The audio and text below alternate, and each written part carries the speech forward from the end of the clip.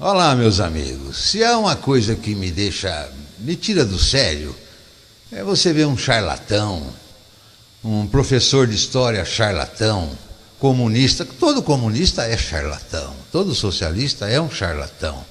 Agora, uma instituição como o USP, Unicamp, que contrata um professor militante, comunista militante, e que para ele só tem o marxismo e o comunismo como doutrina, e principalmente aqueles que dizem que aqueles governos militares que nos livraram do comunismo são ditadores militares, esses são os que não prestam, assim, são carniças.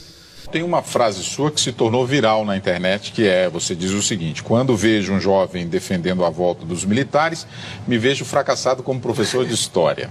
Eu tenho duas hipóteses para alguém defender ilegalmente a volta dos militares, já que a nossa Constituição pressupõe nas suas cláusulas pétreas o Estado de Direito. Qualquer pessoa que ferir o Estado de Direito está cometendo um crime, e um crime contra as cláusulas pétreas da Constituição. Chefe das Forças Armadas é o presidente Lula, constitucionalmente, pelo menos por enquanto. Quando eu vejo alguém defendendo a volta dos militares, eu olho para a idade. Se for um jovem, eu me sinto no dever de explicar o que é o arbítrio. A chamada Revolução de 64 não foi uma revolução, foi uma contra-revolução. É uma ilusão dos nossos esquerdistas imaginar idilicamente que em 1964 havia uma opção entre uma democracia liberal e uma democracia social. Não existia, não. O que é a cassação de direitos como o habeas corpus? O que foi um AI-5? Não, nós éramos pela ditadura. Do proletariado. Do proletariado. Nós éramos contra a ditadura militar, mas éramos a favor da ditadura do proletariado. Isso aí é preciso dizer a verdade toda, né? E às vezes eu ouço meias verdades, né? INA era a metralhadora que a gente usava, do exército. A gente roubava nas guaritas, aqui no Leblon, entendeu? Era assim. De tomada do poder, é isso que nós queríamos, e transformação daquilo em socialismo. E que nós não éramos exatamente contra a ditadura, nós éramos contra a ditadura militar burguesa, mas nós éramos a favor da ditadura do proletariado. Isso ninguém diz, mas tem que dizer, faz parte da nossa história. O que é o fim da liberdade de imprensa? O que é o fim da liberdade de imprensa? Isso quer dizer, esse pessoal da esquerda, Partido Comunista, PSOL, PT, etc., domina as redações do Brasil há mais de meio século. É uma coisa muito séria. Você vê que já nos anos 60, 70, o pessoal do partido conseguiu se livrar de todos os colunistas que não seguiam a linha do partido. O que é a barbárie da concentração de renda durante a ditadura militar? Hoje você vai ver o que aconteceu com a economia. Com o regime militar veio o Programa de Ação Econômica do governo. O objetivo era a estabilização. Foram adotadas medidas como a correção monetária, a criação da caderneta de poupança e a inauguração do Banco Central. Castelo Branco faz reformas que vão dar bases para um crescimento econômico mais adiante. O Estado passou a investir em projetos de crescimento nas áreas das telecomunicações, construção de estradas, ampliação do sistema de geração e distribuição de energia elétrica. Uma era de grandes obras, a Ponte Rio-Niterói, a rodovia Transamazônica e as usinas nucleares. Todas as ações visavam principalmente o aumento de investimentos estrangeiros no Brasil. A nova política permitia financiamento nacional às indústrias de outros países. Nesse período, os Estados Unidos e países da Europa ofereciam crédito fácil para o Brasil. O sistema financeiro foi reestruturado, o comércio mundial se expandiu. Entre 1968 e 1973, a economia brasileira teve crescimento de 11% ao ano. Nem esses economistas do governo acreditavam que aquilo fosse acontecer. O país cresceu, o país tornou-se a 8ª economia do mundo. E se for uma pessoa de idade, eu atribuo a falta de memória que a idade pode estar provocando na pessoa. Pulou do 8º andar para a sacada do 7º para despistar a polícia que subia pela escada. Cortou a polícia, né? Foi também polícia civil. Cortou a polícia, desceu, chegou no hall, matou 2, né? Antes de morrer. Na verdade, não há como defender eticamente, moralmente, num plano mínimo de humanidade, uma intervenção militar. Nós tínhamos acabado de sair do Partidão em 67. Aí, em abril de 69, antes do sequestro do embaixador americano, a gente muda a linha. E quem escreve essa linha sou eu e o Franklin Martins. Então a TV Cultura, que é um antro de comunista, aquele Roda Viva e esses jornalzinhos dela diário aí, sabe, chega a dar nojo em urubu, em dragão de Komodo, né? Nós, intervencionistas, eles dizem que nós pedimos a ditadura militar, sabe? É muito importante lembrar que não se deve nunca questionar a democracia, deve-se aperfeiçoá-la. Mas o comunistinha da Unicamp, juntamente com a bancada do Jornal da Cultura, da TV2 Cultura, antiga TV2 Cultura de São Paulo, ele tem a verve, aquela peculiaridade típica dos comunistas, né? Eles te xingam do que são e o acusam do que fazem. Quer estragar um filho? Coloque ele na área de humanas, desses chiqueiros, dessas pocilgas que só tem comunistas. É uma opinião pessoal. Há uma categoria de pessoas, dando um conselho político hamletiano, que são as pessoas felizes. Essas pessoas felizes no Brasil seriam aquelas que acreditam profundamente, muitas pessoas acreditam, que a corrupção está a cargo de um partido. Eu seria uma pessoa feliz se a corrupção fosse exclusiva de um partido. Jamais vai citar o PT, evidente. E que bastaria tirar esse partido do poder para que o reino da justiça e da igualdade se instalasse no país. São pessoas muito felizes. São pessoas que substituíram cultos como do Papai Noel e do Coelhinho pelo culto da corrupção isolada. A ironia e o cinismo e essa lábia nojenta, típica deles, né? E a plateia adora, é aquela plateia de auditório de Xuxa. Então você pega essas universidades todas comunistas, área de humanas, estou falando. Aí eles fazem essas piadinhas, porque acreditar que só o PT é corrupto seria como acreditar no Papai Noel e no Coelhinho da Páscoa. Aí eles adoram, a plateia dá aquela risadinha de pessoas inteligentes. Eu estou dizendo aquilo que eu venho dizendo seguidas vezes em muitas manifestações, na televisão ou em textos, que a corrupção que Hamlet nota começa no leito da sua mãe na Dinamarca. Vocês perceberam até onde vai o cinismo dessa gente? Ele vai querer comparar um adultério à corrupção do PT. Fala, não, a mãe do Hamlet, ela cometeu adultério, isso é corrupção. Então o que tem o PT ser corrupto e roubar bilhões e bilhões e bilhões? Porque a mãe do Hamlet, ela traiu o marido no leito. Olha o cinismo dessa gente. A corrupção começa no recibo de dentista comprado para entregar um imposto de renda. A corrupção continua no atestado médico falso entregue pelo pai para justificar o filho, que apenas vagabundeou para a prova. Recibo de dentista falso, atestado médico falso, isso é um crime. Agora, isso não justifica que o PT promova o mensalão, o petrolão, o eletrolão, a Unicampião, esses carecão que fica tentando iludir o povo brasileiro, né, os menos informados, de que nós temos que nos conformar com a corrupção do PT, que ele jamais cita, né?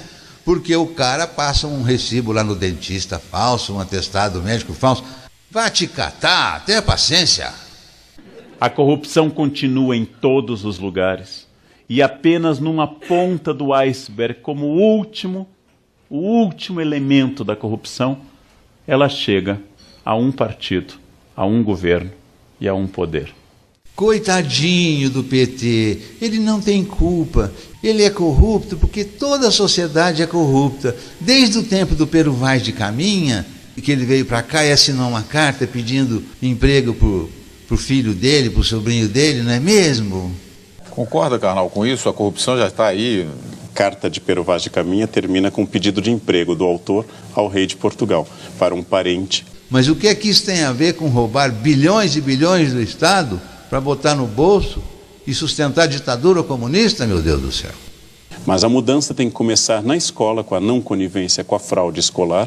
Um aluno colar ou assinar a presença para o outro, isso aí não justifica a corrupção do PT, professorzinho de história da Unicamp.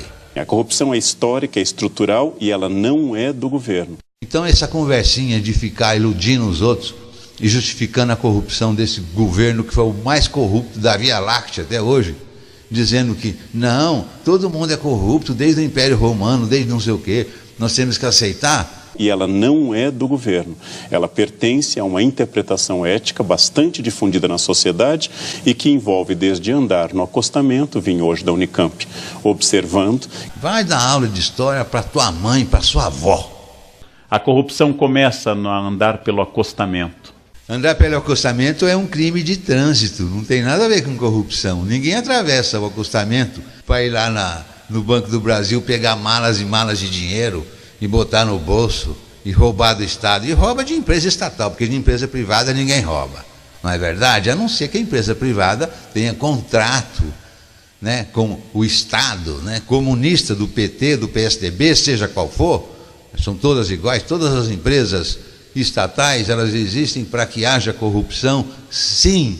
Nós temos uma diluição da ética, no sentido aristotélico do termo, que é bastante grave no Brasil, e a corrupção é, como diria o Barão de Tararé, a negociata, é o bom negócio para o qual não me convidaram. O dono da padaria não vai subornar o balconista para roubar dinheiro dele próprio, ou o dono do posto de gasolina vai subornar o frentista para fazer corrupção contra ele próprio. Isso é inadmissível. Corrupção é uma coisa ligada à grana e à empresa estatal. Há coisas que envolvem o Estado apenas. Ou seja, eu sou absolutamente ético e probo quando se trata de atacar o negócio que não me favorece. E quando me favorece, é um jeito, é uma maneira, é o meu jeitinho clássico. Nossa, um aluno que cola, um aluno que assina uma presença nessas faculdadezinhas de merda, todas são raríssimas,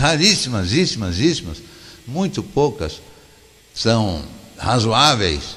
Os bons estudantes existem, porque eles tiveram berço, tiveram família, tiveram virtudes, seguiram as virtudes que os pais passaram para eles, porque se eles fossem depender das virtudes que o Estado, que a Unicamp passa para os alunos, eles seriam comunistas, esquerdistas, idiotas e corruptos. E as pessoas que têm raiva da corrupção, que são muitas no Brasil, devem entender, e devemos todos entender, que esse é um processo estrutural, orgânico, que começa na educação das crianças, sobre a educação sobre o que é mentir e não mentir, e do que é seduzir ou não uma criança com elementos de corrupção. E esses telejornais, todos comunistas no Brasil, todos comunistas, e eles só levam esses comunistas para comentar e para debater, junto com outros. Sempre um fala uma coisinha para dar uma disfarçada. Pega um Olavo de Carvalho lá ao vivo, junto com um cara desse, ou qualquer aluno do Olavo de Carvalho de 2 anos de curso, tritura essa cambada no meio, tritura. Tá, que a corrupção já faz morada no Brasil. A corrupção é parte estrutural da sociedade brasileira, inclusive do governo. E eu desafio aqui, qualquer um de vocês encontrar no YouTube, em qualquer net da vida, artigo ou texto ou vídeo ou comentário desse professorzinho de história da Unicamp, ele falando, metendo o pau no Foro de São Paulo, metendo o pau na corrupção do governo Dilma ou do governo Lula, especificamente. Eu desafio vocês a me mostrar.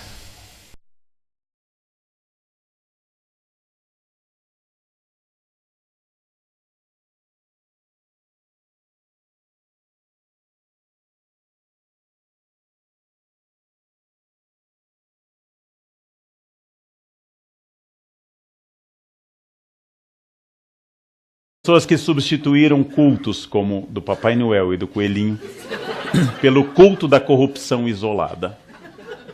A ironia e o cinismo e essa lábia nojenta, típica deles, né? E a plateia adora, é aquela plateia de auditório de Xuxa. Então você pega essas universidades todas comunistas, área de humanas estou falando, aí eles fazem essas piadinhas. Porque acreditar que só o PT é corrupto seria como acreditar no Papai Noel e no Coelhinho da Páscoa. Aí eles adoram, a plateia dá aquela risadinha de pessoas inteligentes. Estou dizendo aquilo que eu venho dizendo seguidas vezes em muitas manifestações, na televisão ou em textos, que a corrupção que Hamlet nota começa no leito da sua mãe na Dinamarca. Vocês perceberam até onde vai o cinismo dessa gente? Ele vai querer comparar um adultério à corrupção do PT. Fala, não, a mãe do Hamlet, ela cometeu adultério, isso é corrupção. Então o que tem o PT ser corrupto e roubar bilhões e bilhões e bilhões? Porque a mãe do Hamlet, ela traiu o marido no leito. Olha o cinismo dessa gente. A corrupção começa no recibo de dentista comprado para entregar um imposto de renda. A corrupção continua no atestado médico falso entregue pelo pai para justificar o filho, que apenas vagabundeou para a prova. Recibo de dentista falso, atestado médico falso, isso é um crime. Agora, isso não justifica que o PT promova o mensalão, o petrolão, o eletrolão, a Unicampeão, esses carecão que fica tentando iludir o povo brasileiro, né, os menos informados, de que nós temos que nos conformar com a corrupção do PT, que ele jamais cita, né, porque o cara passa um recibo lá no dentista falso, um atestado médico falso. Vai te catar, tenha paciência. A corrupção continua em todos os lugares e apenas numa ponta do iceberg, como o último elemento da corrupção, ela chega a um partido, a um governo e a um poder.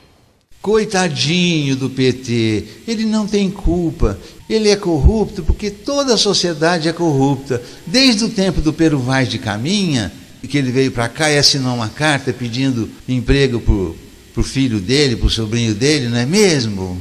Concorda, Karnal, com isso? A corrupção já está aí. Carta de Pero Vaz de Caminha termina com um pedido de emprego do autor ao rei de Portugal, para um parente. Mas o que é que isso tem a ver com roubar bilhões e bilhões do Estado para botar no bolso e sustentar a ditadura comunista, meu Deus do céu? Mas a mudança tem que começar na escola, com a não conivência com a fraude escolar. Um aluno colar ou assinar a presença para o outro, isso aí não justifica a corrupção do PT, professorzinho de história da Unicamp. A corrupção é histórica, é estrutural e ela não é do governo. Então essa conversinha de ficar iludindo os outros e justificando a corrupção desse governo que foi o mais corrupto da Via Láctea até hoje, dizendo que não, todo mundo é corrupto desde o Império Romano, desde não sei o quê, nós temos que aceitar. E ela não é do governo. Ela pertence a uma interpretação ética bastante difundida na sociedade e que envolve desde andar no acostamento, vim hoje da Unicamp, observando. Vai dar aula de história para tua mãe, para sua avó. A corrupção começa no andar pelo acostamento. Andar pelo acostamento é um crime de trânsito, não tem nada a ver com corrupção. Ninguém atravessa o acostamento para ir lá no Banco do Brasil pegar malas e malas de dinheiro e botar no bolso e roubar do Estado. E rouba de empresa estatal, porque de empresa privada ninguém rouba.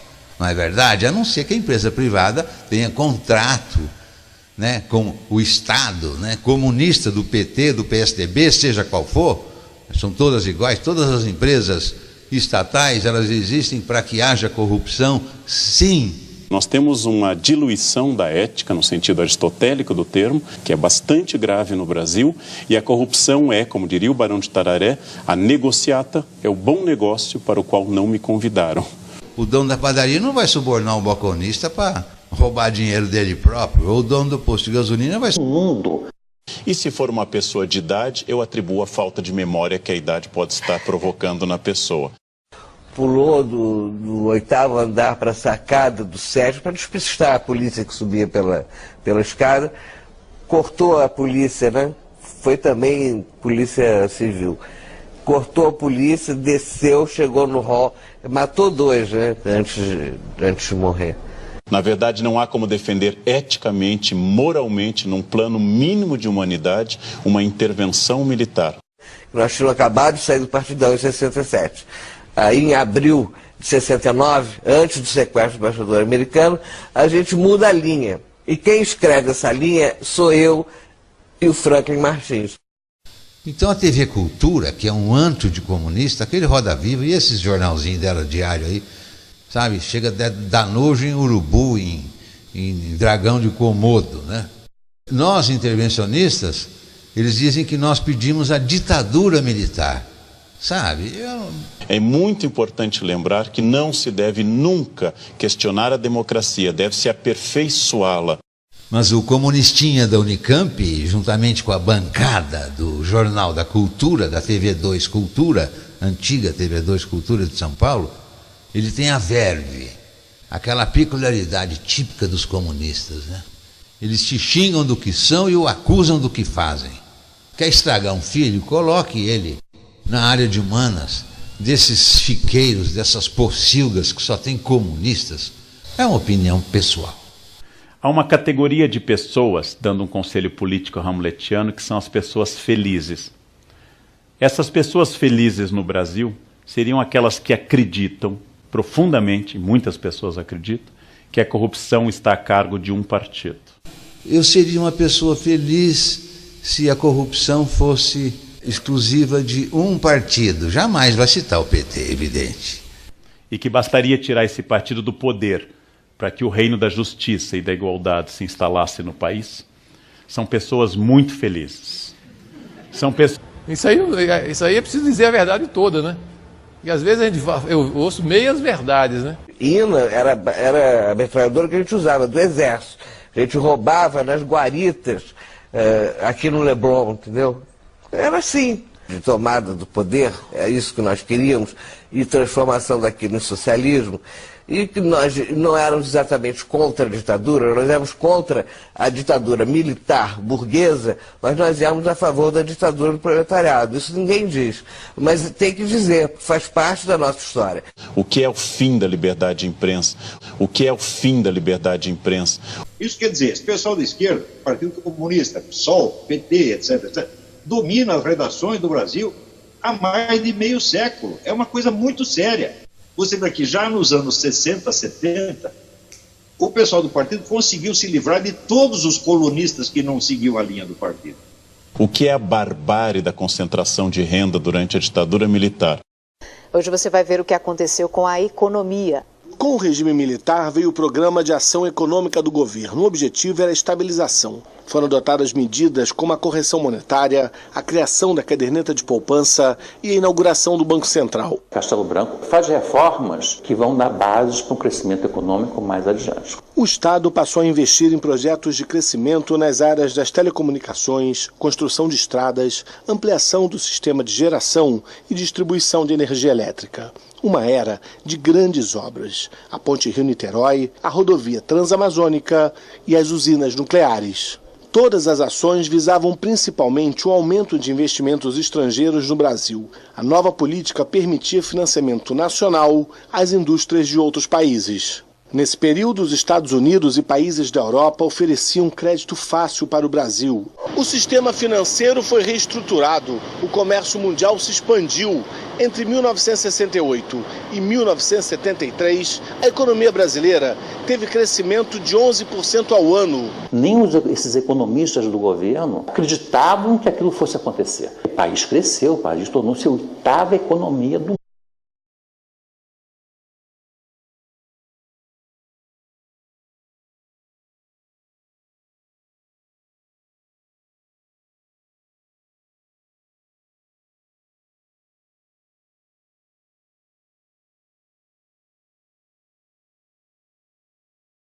Olá, meus amigos. Se há uma coisa que me tira do sério, é você ver um charlatão, um professor de história charlatão, comunista. Todo comunista é charlatão, todo socialista é um charlatão. Agora, uma instituição como o USP, Unicamp, que contrata um professor militante, comunista militante, e que para ele só tem o marxismo e o comunismo como doutrina, e principalmente aqueles que dizem que aqueles governos militares que nos livraram do comunismo são ditadores militares, esses são os que não prestam, assim, são carniças. Tem uma frase sua que se tornou viral na internet, que você diz o seguinte: quando vejo um jovem defendendo a volta dos militares, me vejo fracassado como professor de história. Eu tenho duas hipóteses para alguém defender ilegalmente a volta dos militares, já que a nossa Constituição pressupõe nas suas cláusulas pétreas o Estado de Direito. Qualquer pessoa que ferir o Estado de Direito está cometendo um crime, e um crime contra as cláusulas pétreas da Constituição. Chefe das Forças Armadas é presidente Lula, constitucionalmente, pelo menos por enquanto. Quando eu vejo alguém defendendo a volta dos militares, eu olho para a idade. Se for um jovem, eu me sinto no dever de explicar o que é o arbítrio. A chamada Revolução de 64 não foi uma revolução, foi uma contra-revolução. É uma ilusão dos nossos esquerdistas imaginar idilicamente que em 1964 havia uma opção entre uma democracia liberal e uma democracia social. Não existia, não. O que é a cassação de direitos como habeas corpus? O que foi um AI-5? Não, nós éramos pela ditadura. Do proletariado. Do proletariado. Nós éramos contra a ditadura militar, mas éramos a favor da ditadura do proletariado.